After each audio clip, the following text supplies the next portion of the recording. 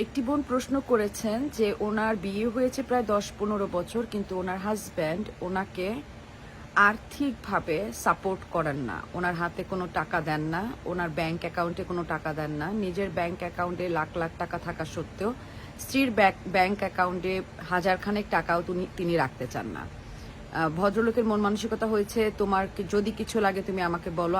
মেয়েটি কথাগুলো একদম বাস্তব বলেছে, বাস্তব কথাকেই তুলে ধরেছে। একটু ভিডিও স্কিপ না করে একটু ভিডিওটা আপনারা মনোযোগ দিয়ে দেখুন। ভালো লাগলে লাইক করে দেবেন আর সাবস্ক্রাইব। ওনাকে আর্থিকভাবে সাপোর্ট করেন না, ওনার হাতে কোনো টাকা দেন না, ওনার ব্যাংক অ্যাকাউন্টে কোনো টাকা দেন না। নিজের ব্যাংক অ্যাকাউন্টে লাখ লাখ টাকা থাকা সত্ত্বেও স্ত্রীর ব্যাংক অ্যাকাউন্টে হাজারখানেক টাকাও তিনি রাখতে চান না। ভদ্রলোকের মন মানসিকতা হয়েছে, তোমার যদি কিছু লাগে তুমি আমাকে বলো, আমি তোমাকে এনে দেবো, কিন্তু সে স্ত্রীর হাতে টাকা রাখতে চান না। এর কি কারণ হতে পারে?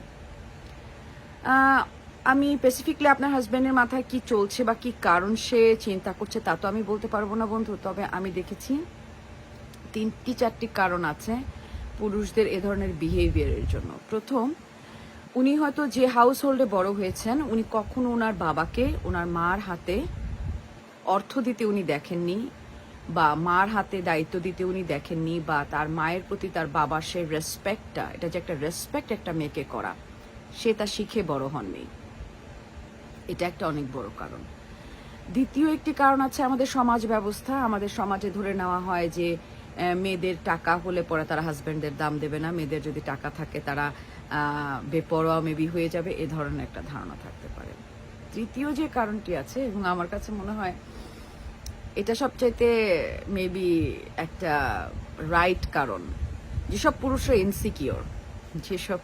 ইনসিকিওর, তারা জানেন তাদের পক্ষে তাদের স্ত্রীকে হ্যাপি করা সম্ভব হচ্ছে না। সেটা যে কোনো কারণেই হতে পারে, সামাজিকতা, ইমোশনালি, যে কোনোভাবে হতে পারে।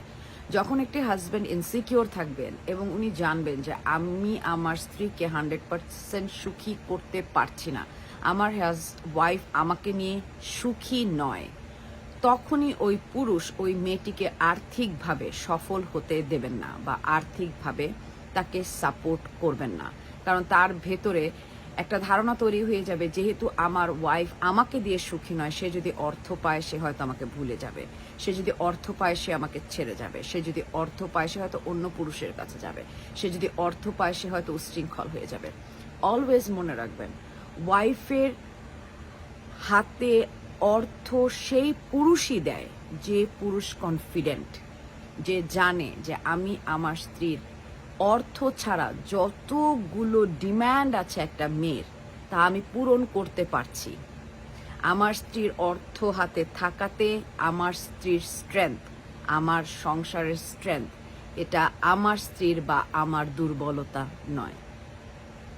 তো আমার কাছে মনে হয় নাম্বার 3টি সবচেয়ে কমন। যখন একটি পুরুষ ইনসিকিওর থাকে, যখন একটি পুরুষ কনফিডেন্ট থাকে না, যখন একটি পুরুষ জানে সে তার স্ত্রীকে আসলে সুখে রাখতে পারছে না, তখনই সে অর্থের কন্ট্রোলটা তার হাতেই রাখে।